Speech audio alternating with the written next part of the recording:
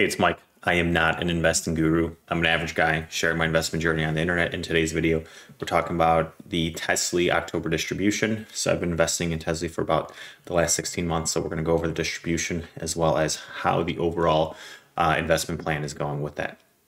So on this channel, as you guys know, we borrow money. So as you can see here on the channel, we borrow money. And what we do is we invest in high quality holdings. So what we do is we invest in high quality foundational holdings and then we borrow against that. So right now my total portfolio value is $210,630 and I'm borrowing $60,000. So what my high quality holdings are is SPY, Tesla, and SHD. What I'm borrowing, this borrowed money, is investing in funds like this called like TSLY and Amazon. And what these are income funds. So those income funds, they either sell covered calls or cash secured puts, but these in particular sell synthetic covered calls. So the goal here is to have funds that pay over 25%, because if you can get more income than the margin interest, then that's like a winning formula. So October 4th, we got paid $2,036.58 from YieldMax or TSLY for the TSLY position. So normally what I do is I put into like 4 different buckets. The first bucket is expenses. So you always have to pay the margin interest as well as the Robinhood Gold. Then we pay the tax man. Uncle Sam always needs his money, so we're always going to set aside money for that. As a side note, these funds that I invest in, like the YieldMax and the Roundhill and those kind of things, is they're taxed at return of capital. So this may not actually be the total amount I'm going to owe in taxes.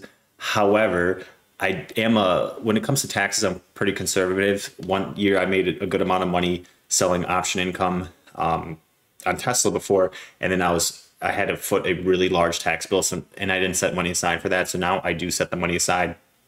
And then, if there's anything left over at tax time, then I will go ahead and reinvest into these things here.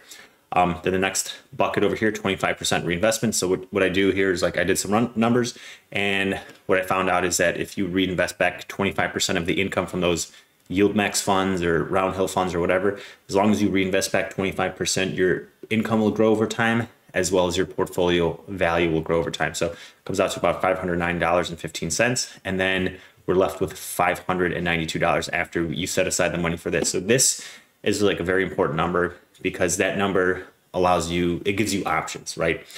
So you could either reinvest this money back into, the funds that you invest in. You can spend this money. So, if you want $500 to do whatever you want, you can. But as right now, I'm in the accumulation phase. I want to build my portfolio up as fast as possible. And so I will be reinvesting back into it. So now with these two income funds, what I'm going to do is, I'm going to set aside the money for the SPY SHD, but then I'm going to be opening up a new position in XDTE. And I'll talk about all the reasons why I'm going to be investing in XDTE in like a different video, but that is going to be where I put my money for. Finally, we borrow money on this channel. It's like, why are we doing that? Like you have to have some sort of goals.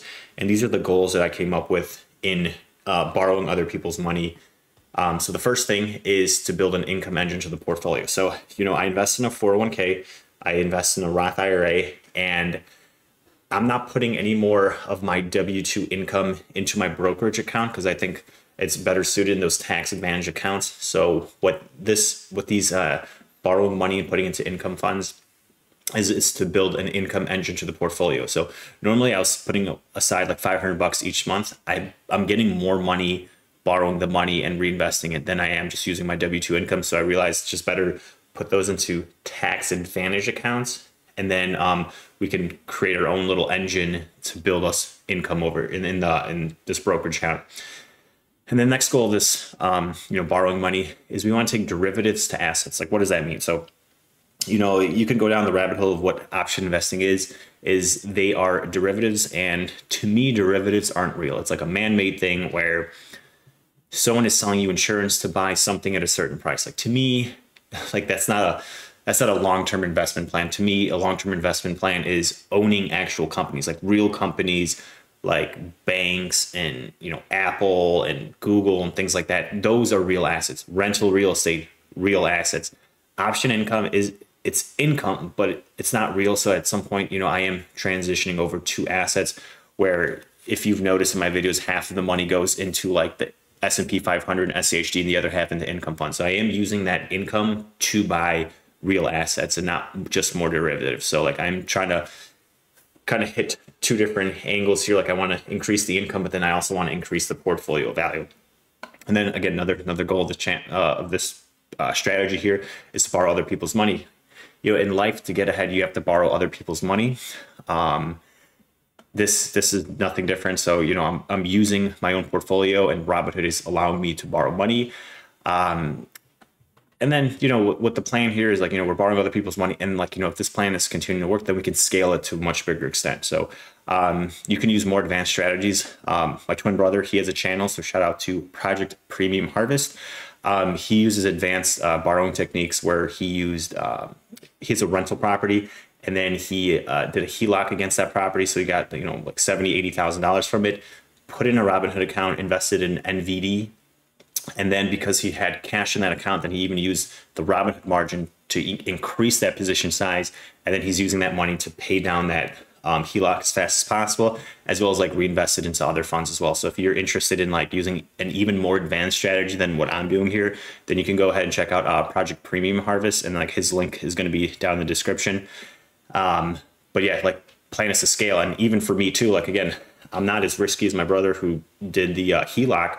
However, if it's showing that it's working for him, and again, like I feel comfortable with these income funds continually paying out, then that might be a strategy that I implement in the future. But right now, where I'm at, I'm confident where we're at. I feel like we're at a safe amount. I'm not borrowing more money than we have, so this is a very safe amount that I'm at. But if you are interested in that, go ahead, check out that channel. And then finally, we invest in income funds that maintain NAV. So I invest in TSLY, I invest in amzy, and then my new position will be that XDTE. TSLY doesn't necessarily hold its net asset value, like it continually going down, and I'll show you in the Robinhood thing in just a moment, but it's not really maintaining its value, where amzy maintains its net asset value a lot better. The distributions aren't as high, but then you're not getting that erosion. However, with the income, it does offset to a certain extent, and I'll explain it in one of my spreadsheets here when I get later on. But these are the main goals, and like you'll have to track something to hit your goals, and so that is just kind of what I have right now. So I made a little presentation. Let's actually look at my real account. Like, this is my real account. This is not like fake numbers or someone photoshopped any of this. This is real money that I've invested over the last 8 years. Okay. So my total portfolio value, $210,630. As you can see here, we're up 5.61% in the last day. Last week, we're down about 4.59%. Last month, we're up 9%. Last 3 months, we're down 1%. Year to date, we are just breaking even, barely, by like $230. Last year, we're still down over 4.4%, and then all-time 12.66%. So I'm almost at my all-time numbers. So it's just taking some time to get there. But again, I invest for the long term. I'm not trying to like day trade specific stocks and get in and out, but that's kind of where we're at in the overall portfolio. We did get paid out our $2,000. So we'll use that money to buy these funds as well as XDTE, and I'll show you buying that in like a different video. But a couple metrics that I like to track here. So our margin status. So we're at a low risk. We have a $131,000 buffer before we can get margin called. And then the annual interest rate, so the first $1,000 is interest free, and I'm at a 6.05%. So the interest rates have been going down because the Fed rates have been going down. And then let's head over to the actual TSLY position. So, as you can see here, last day it's been up 3.5%. Last week is down because we did get that distribution on October 2nd. We got a massive payment of $1.06, huge payment. And then moving down, so down 9%, 24, 47, 55, 68%. So, from looking at my goal sheet, you're like, well, why are you investing in something that can't even maintain its net asset value?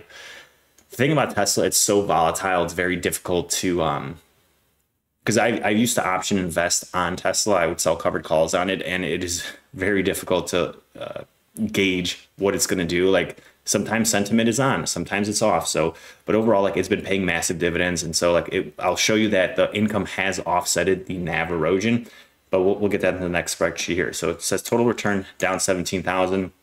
Again, that looks like a lot of money, you know, $22 a share. I have 1,860 shares, and they did bump up the margin maintenance requirement. So it used to be 25%, now it's 30%. I believe, you know, they notice it's more volatile, so therefore they will continue, you know, they think it's a little riskier, so they will have the margin maintenance up. And then you can see here that we got paid $2,036. And then when you look at my total margin, you know, my margin maintenance used to be like 70,000, but I think because the TSLY bumped up from 25% margin maintenance to 30%, the margin maintenance gone up here. As you can see, total margin amount, I've only had $57,000 out, and that is pretty much it for the actual Robinhood page. We're gonna go over to the TSLY page. I will make a video doing the combined TSLY and amzy and XDTE distributions. However, the Yield Max funds decided to, instead of having it in the first week of the month, they set certain funds to distribute their income at certain different times. So it seems that TSLY is like the first week, amzy is the third week of the month. But you can hear says this last distribution is about a monthly yield of 6.17%, yearly yield of 74%. On the actual website, it says 111%, but like off of my original investment comes out to 74%, and that would yield us a yearly income of $24,432. So I'm going to be almost making the amount of income as my original investment every single year, if according to this amount of distributions. Now, as you can see here on my little graph on the side, like it varies. You're going to notice that this is like a lesser amount of payments. This is the point where I up my amount of borrowed to like $60,000. So this is kind of more an accurate depiction of like where it would be kind of like right here in this line. But you can hear $2,036. I have my share count. This is the market value. This is the original investment. And the total amount of income from all of these is about $13,955.74, average share price. And then the performance from my original investment. So, you know, on the other page, it said I was down 17,000. From my actual amount invested, I'm only down $9,284. So if you look at the total income subtracted from the actual performance, so like we're actually net positive $4,671. And with this net positive, like I shouldn't use the word reinvested. I invested in like SPY, SCHD, and things like that. So like I'm divesting away from this fund in particular, but you know, like we're still net positive from like the actual performance from the $33,000 invested, what the actual market rate is, and then the total income. So technically we are net positive $4,000 and not minus $17,000. So I just want to share that information. So yeah, you know, like this has been paying a decent amount of an income. You know, this kind of like investing is geared towards someone who already understands option investing. You know, there's a lot of people who are like investing in these funds, like calling some of these funds trash and that like, you know, the NAV erosion, blah, blah, this, blah, blah, that. There are funds, like for example, like NVIDIA, that have paid out massive amounts of dividends as well as appreciated share price. Like if you look at the last year to date, we're like 8.79%, we're up 10%, as well as getting paid massive dividends. So like not only did you get the share price appreciation, you were getting the income.